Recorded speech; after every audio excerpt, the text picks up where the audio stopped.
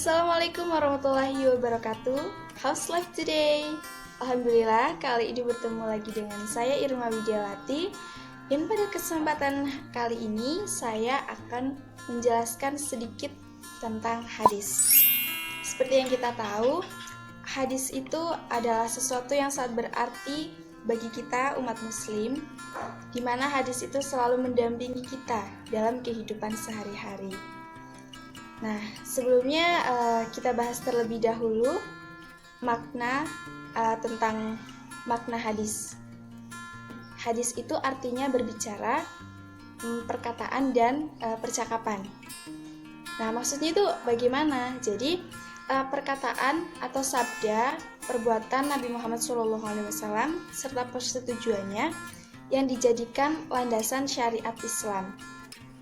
Hadis dijadikan sumber hukum Islam selain Al-Quran. Jadi posisi hadis ini kedua setelah Al-Quran. Kedudukannya itu nomor 2 setelah Al-Quran. Nah, hadis secara harfiah itu berarti berbicara, perkataan atau percakapan seperti yang tadi ya. Dalam terminologi Islam, istilah hadis ini berarti melaporkan, mencatat sebuah pernyataan dan tingkah laku dari Nabi Muhammad SAW.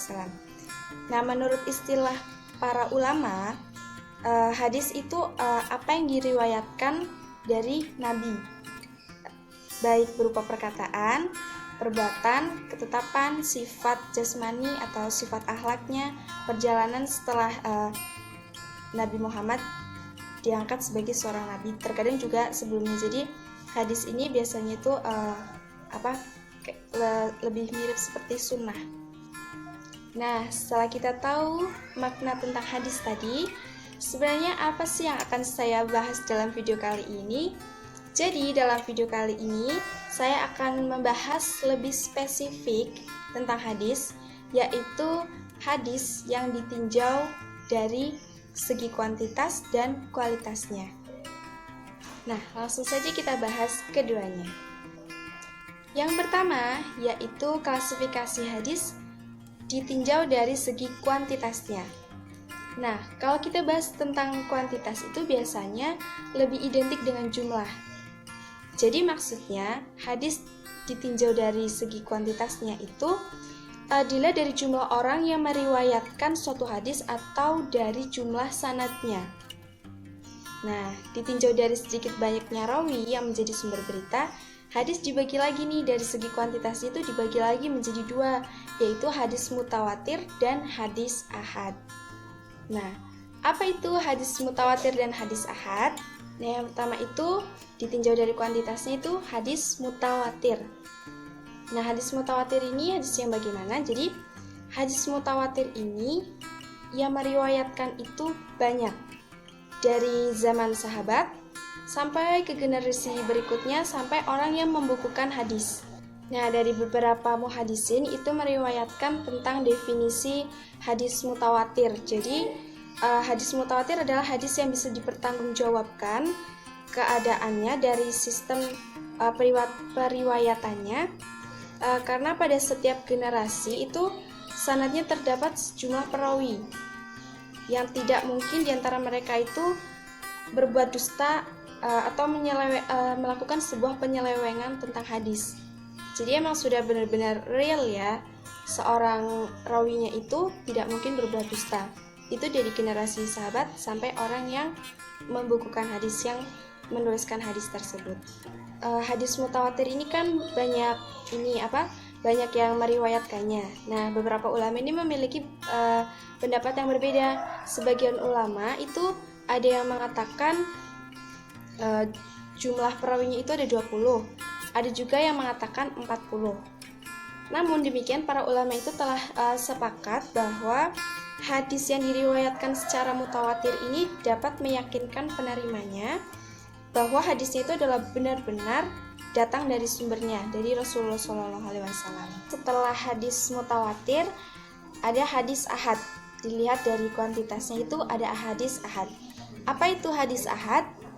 Jadi, hadis ahad itu hadis yang diriwayatkan oleh 1 orang, 2 orang, 3 orang atau lebih, tapi jumlah yang meriwayatkan itu tidak lebih dari banyaknya seperti hadis mutawatir.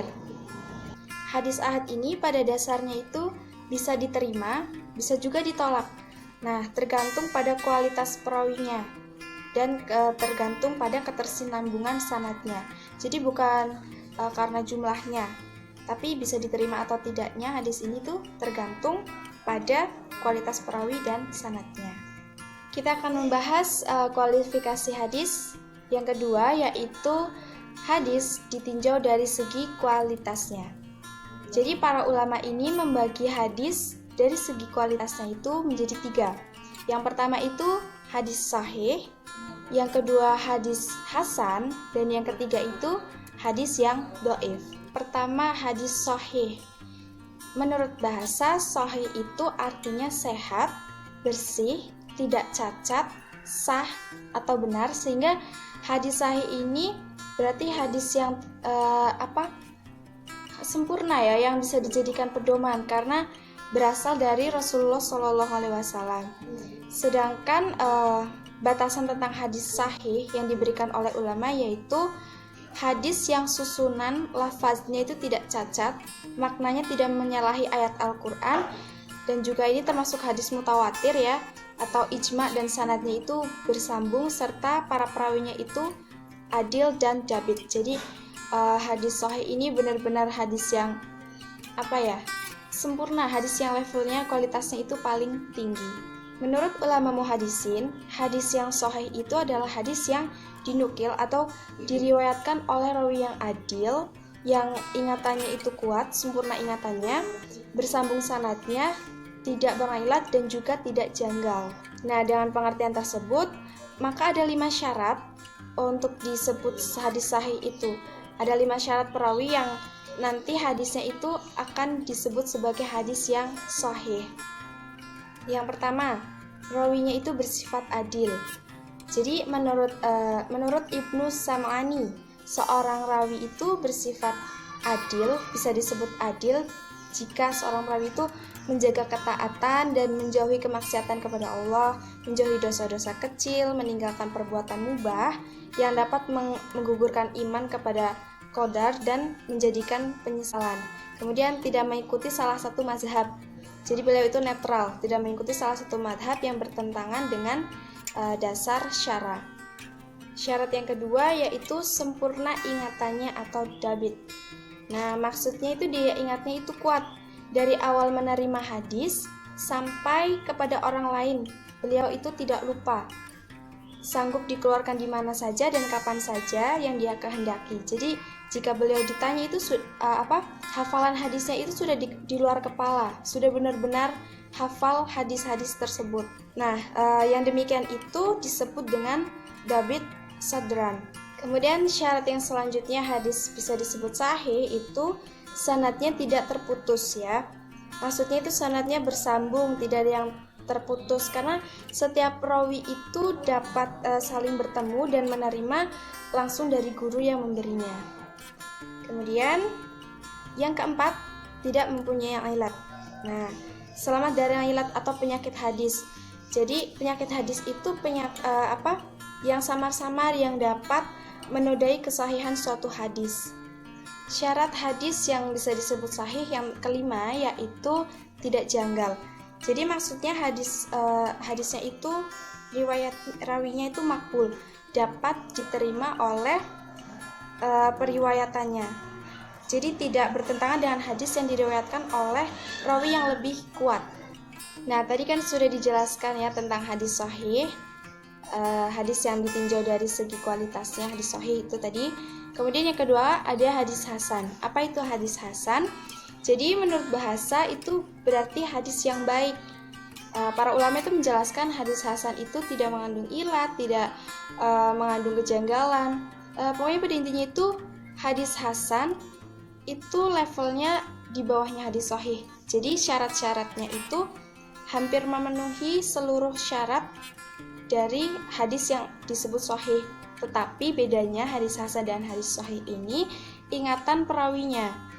Jadi ingatannya itu lebih kualitas ingatannya itu lebih rendah daripada orang yang meriwayatkan hadis sahih.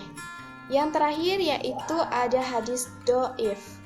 Kualitasnya tentu saja lebih rendah daripada hadis hasan, apalagi hadis sahih. Jadi hadis do'if itu artinya lemah.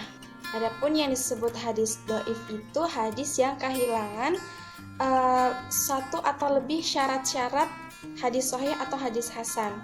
Jadi tadi kalau hadis hasan itu kan dibandingkan hadis sahih, itu rawinya itu ingatannya lebih rendah, kualitasnya itu lebih rendah daripada hadis sahih. Jadi kalau hadis dhaif ini disebabkan ada dua, yaitu karena sanadnya itu tidak mutasil atau bersambung, kemudian bisa jadi dari faktor lain, misalnya dari matannya. Jadi menurut para muhaddisin, kesimpulan sebab-sebab tertolaknya hadis sebagai sumber hukum yang ditinjau itu dari dua faktor. Bisa-bisanya dia itu menjadi hadis yang dhaif, yaitu dari sanad dan matannya. Nah, seperti itu saja penjelasan dari saya mengenai hadis yang ditinjau dari segi kuantitas dan juga segi kualitas. Jika kita ambil kesimpulan, maka hadis yang ditinjau dari segi kuantitasnya itu berarti dilihat dari jumlah perawinya atau sanadnya. Sedangkan jika hadis yang ditinjau dari segi kualitas itu dilihat dari levelnya, kualitas levelnya, yaitu hadis sahih, hadis hasan, kemudian hadis yang dhaif. Semoga ilmu yang sedikit tadi tentang hadis itu bisa membawakan manfaat buat kita semua. Kita lebih tahu tentang hadis, lebih dekat dengan ilmu-ilmu agama Islam. Sekian, kita akan bertemu lagi di video-video selanjutnya. Assalamualaikum warahmatullahi wabarakatuh.